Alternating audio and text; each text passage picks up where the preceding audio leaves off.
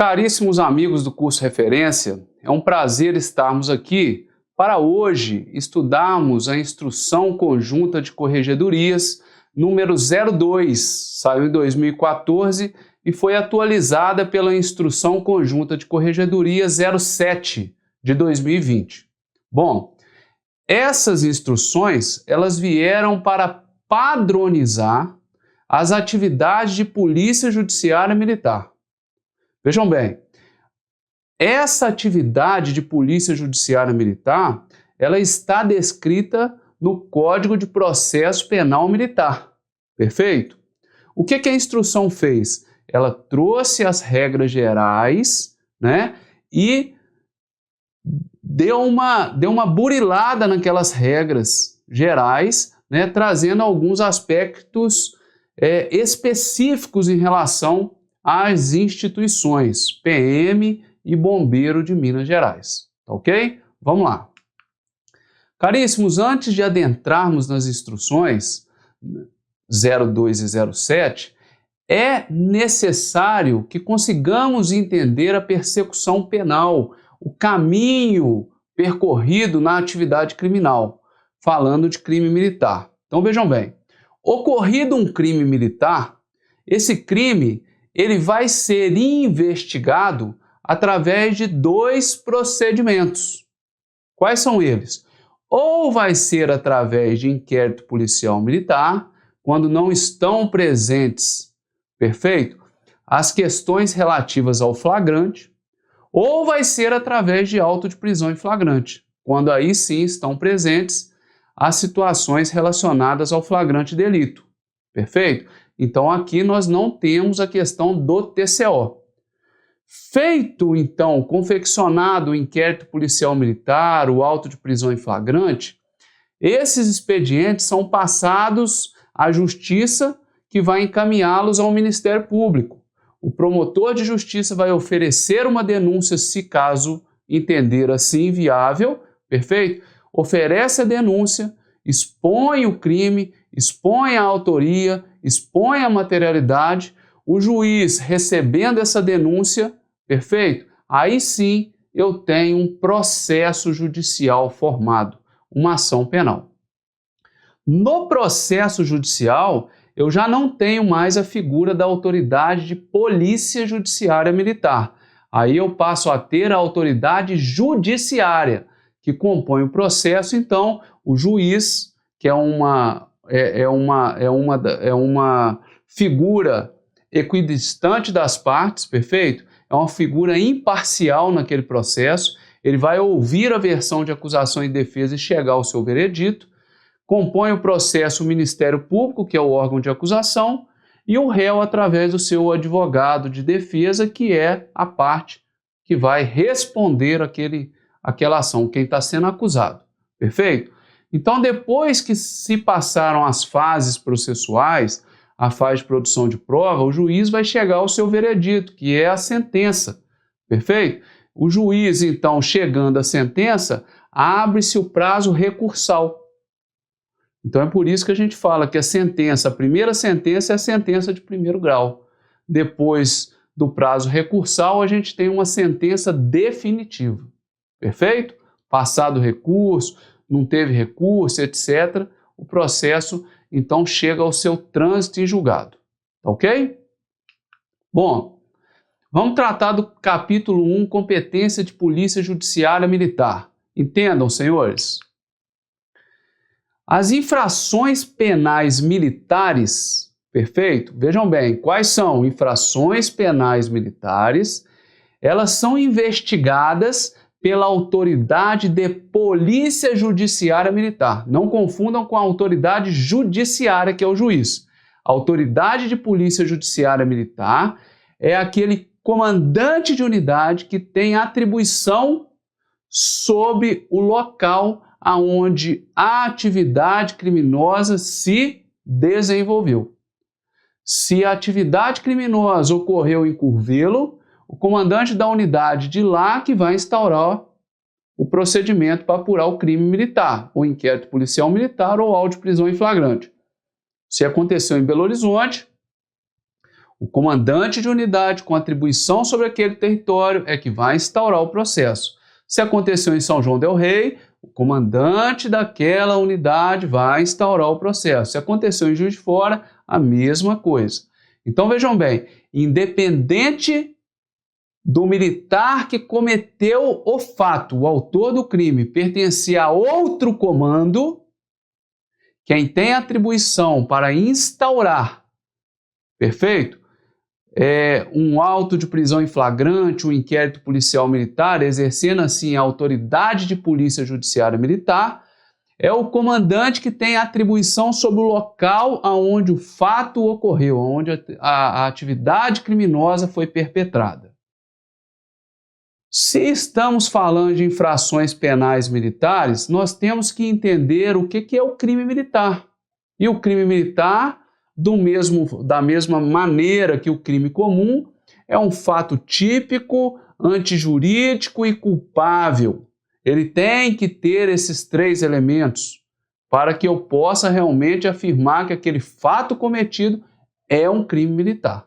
Perfeito? E os crimes militares, eu tenho como o Código Penal Militar traz para a gente a definição lá no artigo 9º, eu tenho os crimes propriamente militares, que são aqueles típicos da caserna, que só existem lá no Código Penal Militar. Eu tenho os crimes impropriamente militares, aqueles que nós temos a descrição semelhante, igual no Código Penal Comum e Código Penal Militar. E também tem os crimes militares por extensão, ou seja, que são todos aqueles delitos previstos em qualquer legislação penal, perfeito? Em que o militar comete o fato nas circunstâncias que estão descritas no artigo 9º, nos seus incisos, nas suas alíneas. Perfeito? Então, esses crimes militares por extensão, eles não estão previstos lá no Código Penal Militar e Código Penal Comum da mesma maneira, né? Então ele não é um crime impropriamente militar, mas ele vem previsto em algum tipo de legislação penal. Por exemplo, o crime de tortura.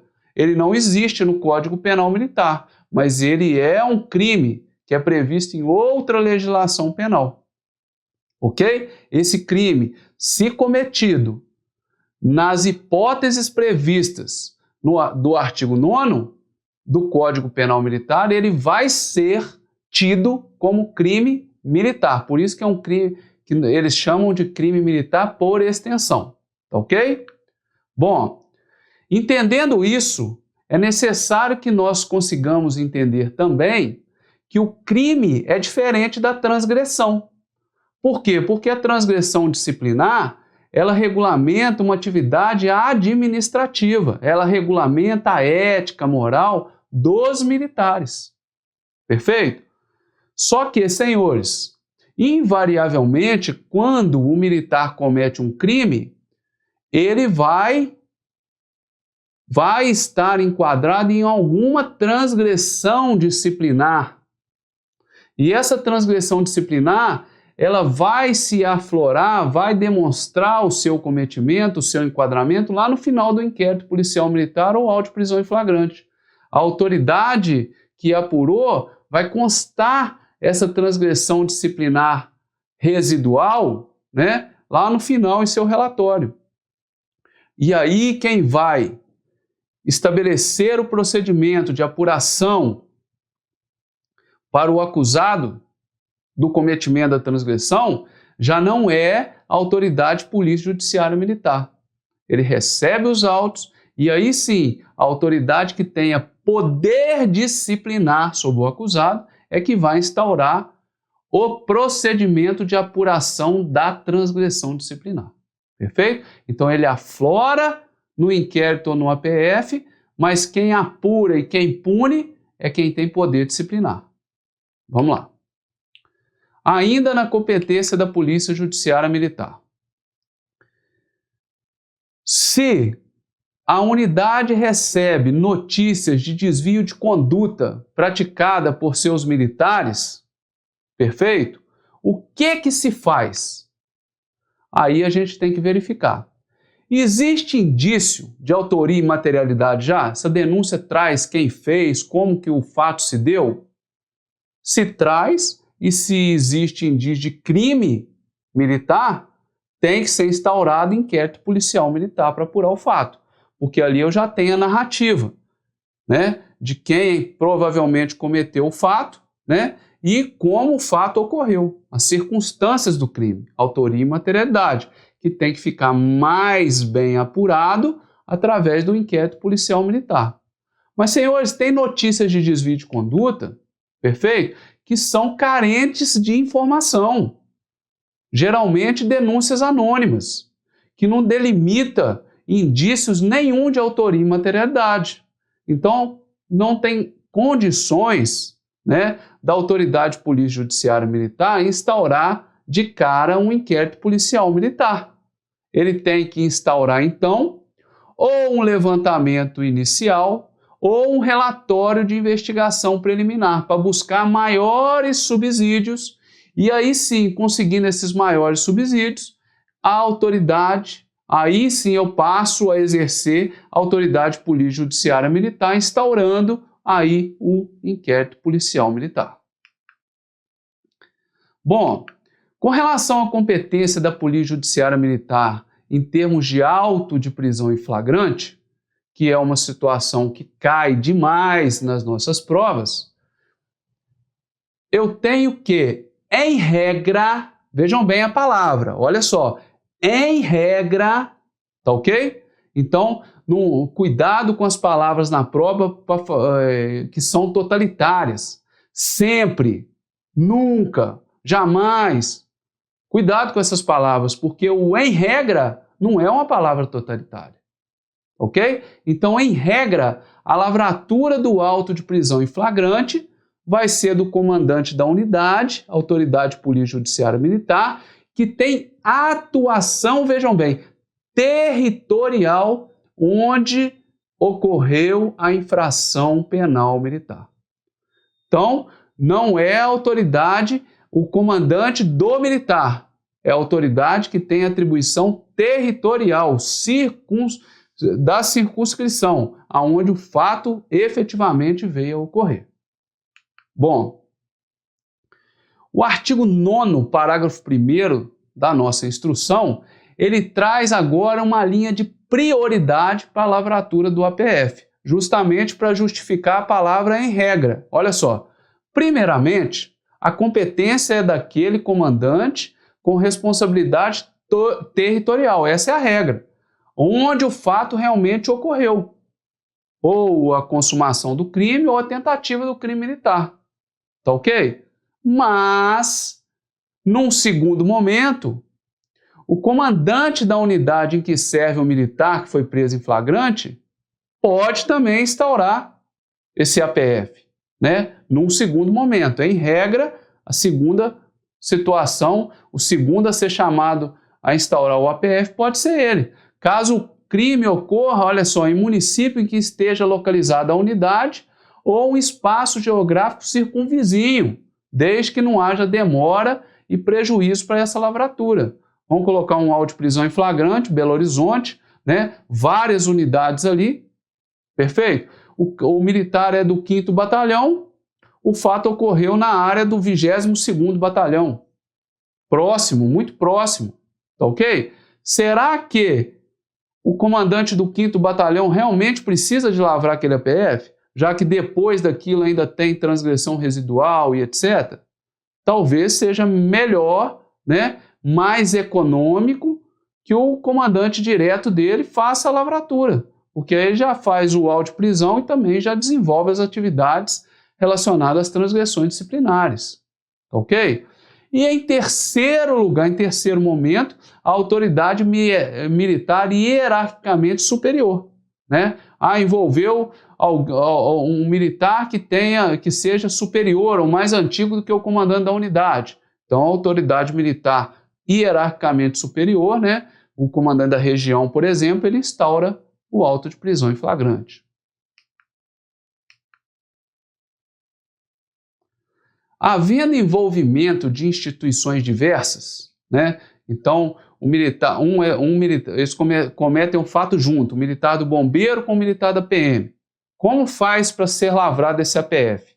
Como eles pertencem a instituição militar diferente, cada instituição faz o auto de prisão em flagrante do seu militar. O bombeiro é conduzido para o bombeiro, o PM é conduzido para a PM. Ok?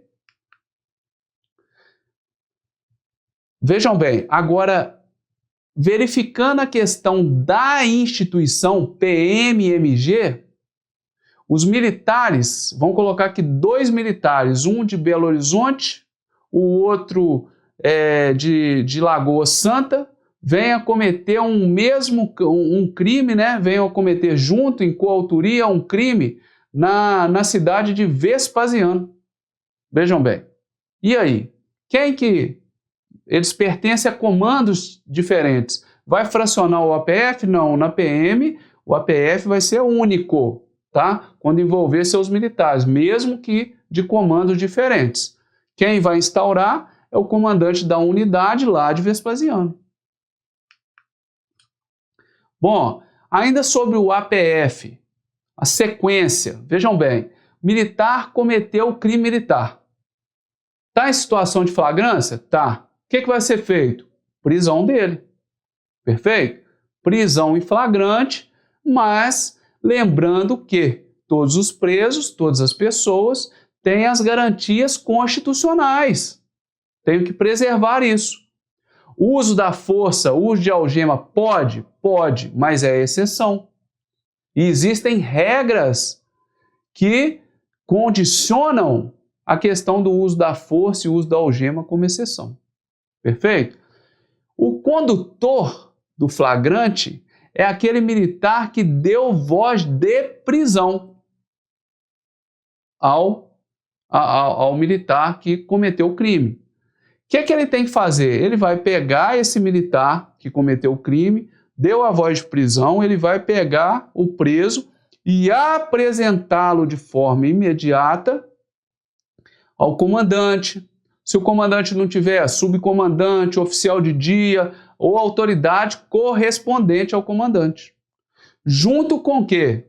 Com o REDS. Então faz-se um boletim de ocorrência e esse boletim de ocorrência que narra o crime militar, ele é endereçado à autoridade polícia judiciária militar competente. Importante que você grave essa regra, tá ok?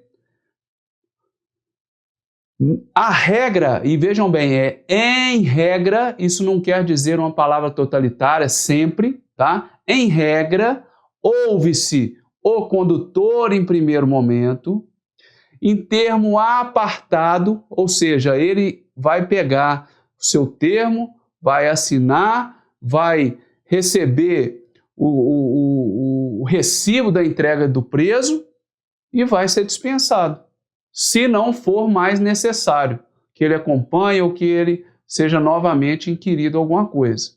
Depois de ouvir o condutor, se existir ofendido, né, vítima, ele é ouvido logo em seguida. Geralmente o condutor é a própria vítima, né? Mas ele é ouvido.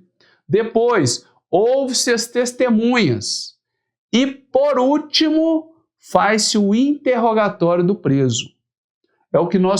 E quando isso é fracionado em termos, cada um vai lá, dá a sua versão, assina e está liberado, é o que nós chamamos de flagrante eficiente, que é a inquirição separada, cada um em seu termo. Bom, meus amigos, se o militar comete um crime comum, como que se faz? O militar cometeu um crime comum, como qualquer preso, em se tratando de infração penal comum, ele é conduzido para onde? Para a presença da autoridade de polícia judiciária comum. Vejam bem, não é autoridade polícia judiciária militar mais, é autoridade polícia judiciária comum. Quem é esse? É o delegado de polícia. Perfeito?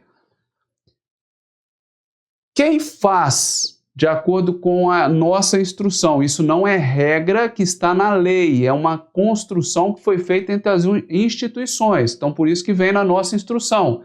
Quem faz a condução do militar é uma guarnição da PM, deferência, ok?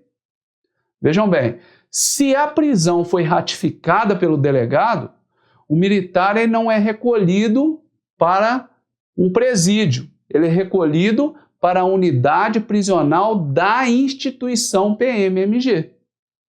Perfeito? Então ele vai ser recolhido para a PM. Então agora, meus amigos, vamos passar para o capítulo 2, que fala das situações de flagrante delito. Prestem atenção, senhores.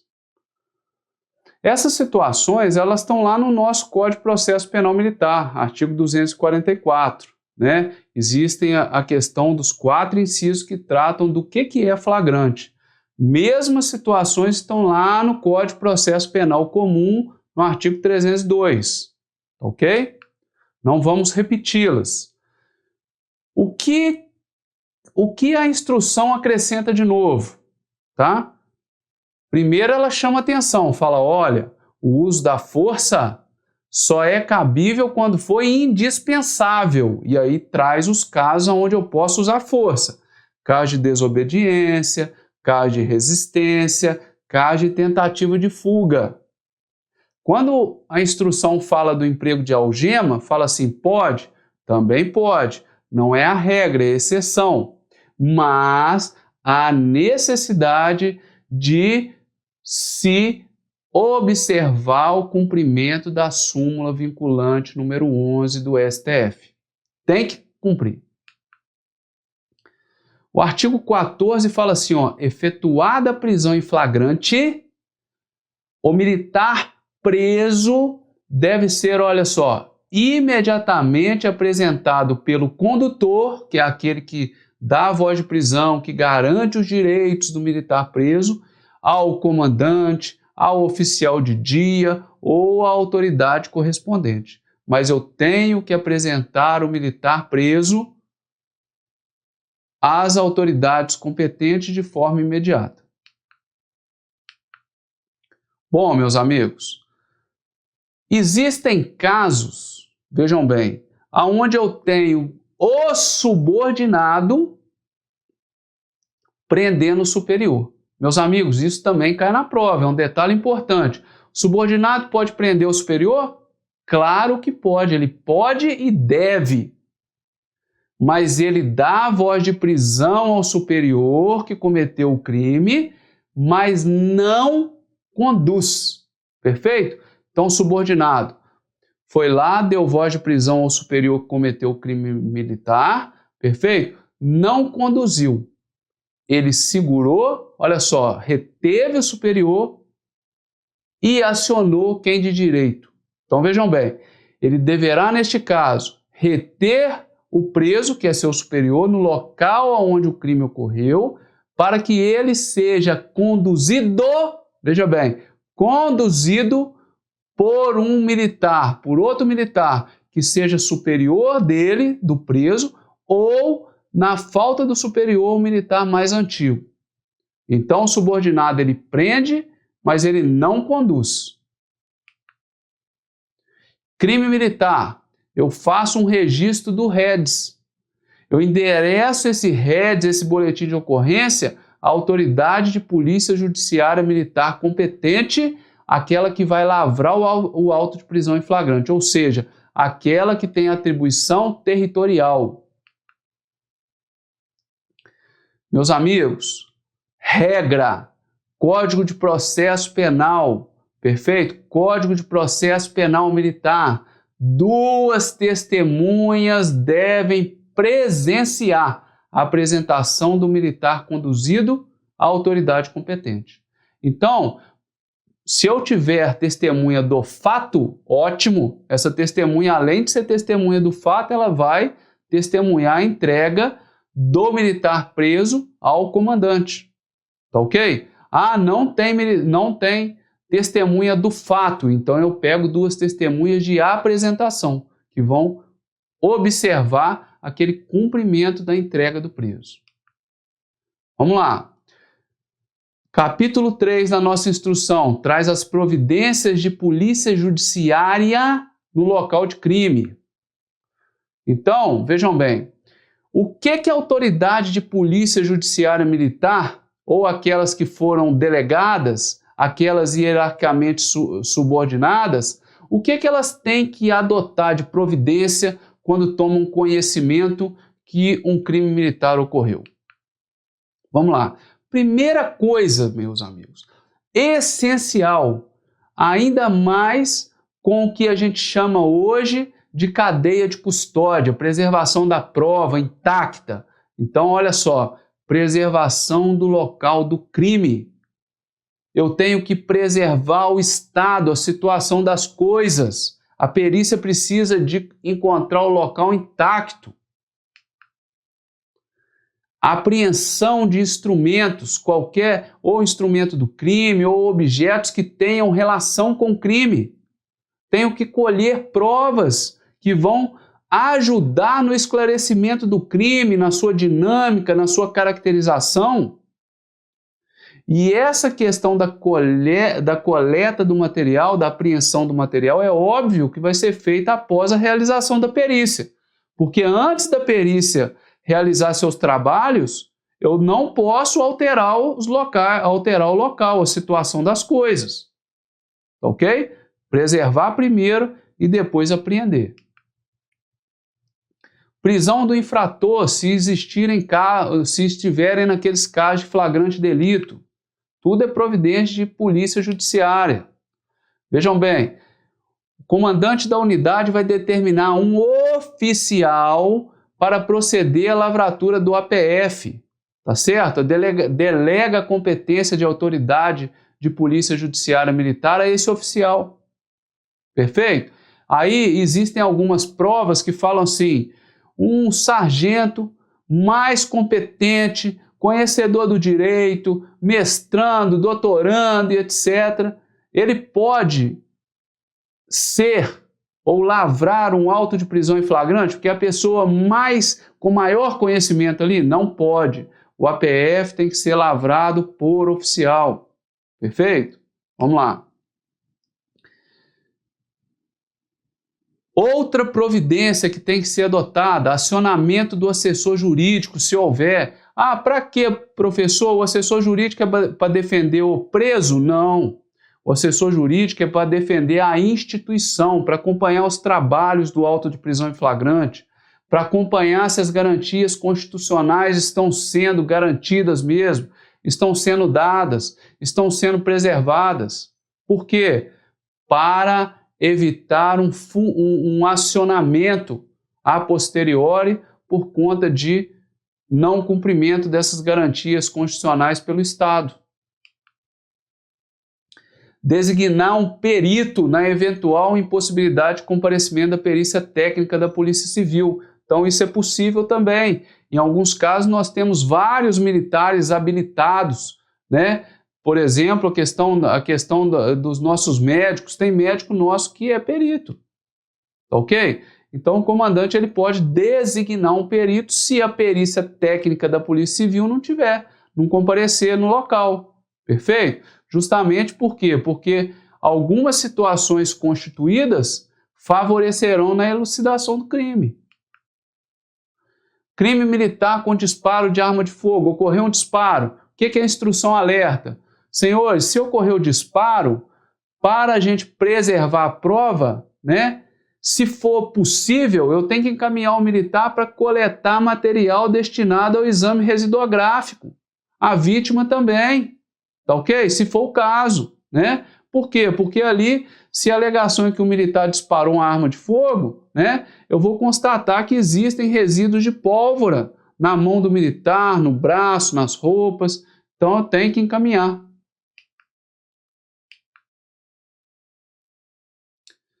Meus amigos, ocorre por demais a questão da simultaneidade do crime militar e o crime comum.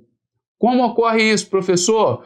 Guarnição da Polícia Militar vai atender, por exemplo, uma briga entre marido e mulher, né? Então, olha, ela foi chamada para quê? Para o atendimento de um crime comum, de serviço. Chegou lá no local da ocorrência, o agressor, né, ele parte para cima dos componentes da viatura com uma foice. Um dos componentes atira, mata aquele indivíduo. O que ocorreu ali? Crime militar. Então vejam bem, uma ação que foi destinada para intervenção em um crime comum, no final das contas gerou também um crime militar. Ocorreu uma simultaneidade, crime comum de uma parte e crime militar, a princípio, né, um crime militar de outra parte.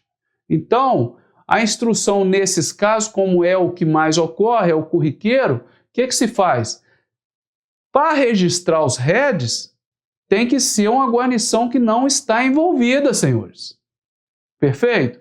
Então, a guarnição que não está envolvida no crime militar, ou seja, os componentes daquela guarnição que efetuou o disparo de arma de fogo e matou o agressor, no meu exemplo, né, ela não vai registrar o crime comum.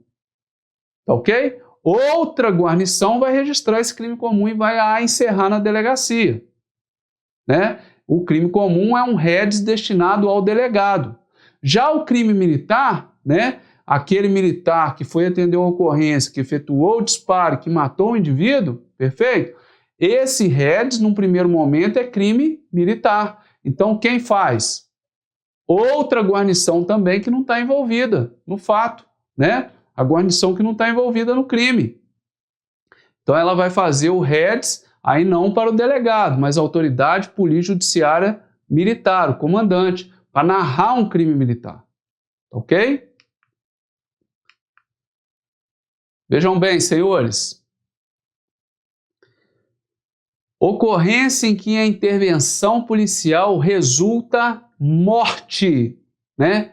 Então, serve até o exemplo que eu dei, né? A guarnição foi lá, foi fazer uma intervenção, matou o agressor naquele caso de violência doméstica. Olha lá, intervenção policial resultou morte, ou consumada ou tentada, mas resultou. Então, essa intervenção, nesses casos, onde eu tenho essa tentativa de homicídio, esse homicídio consumado, o que vai acontecer? Olha lá, o coordenador do COPOM, da Central de Operações, e a corregedoria ou subcorregedoria, onde não tem corregedoria nem subcorregedoria, P2, né, que é equivalente, deverá ser cientificada imediatamente. Aqui não tem, em regra não, ela deve ser cientificada imediatamente.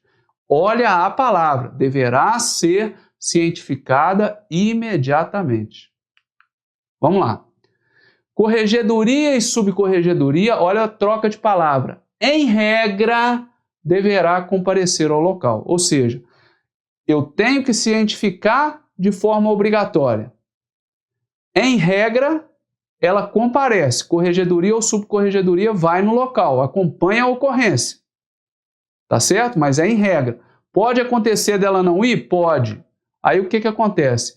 Se a corregedoria ou subcorregedoria não puder deslocar, olha lá, na sua ausência, a equipe da P2, então, ela tem que acompanhar essa ocorrência. Ela deverá acompanhar a ocorrência. Cuidado com essa troca de palavras nas nossas provas. Por isso que eu coloquei em letras garrafais.